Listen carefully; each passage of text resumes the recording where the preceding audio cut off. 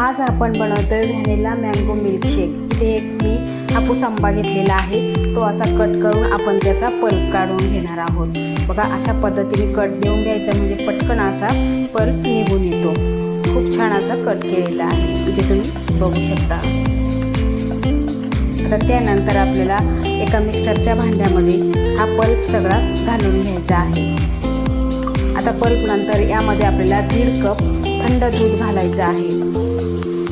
थंड दूध घातल्यानंतर आपल्याला यामध्ये व्हॅनिला आईस्क्रीम 2 चमचे घालायचे आहे। एकदम थंड चिल असं घालायचं आहे आणि त्यानंतर आपल्याला मिक्सरला एकदम बारीक स्मूथ असं हे फिरवून घ्यायचं आहे।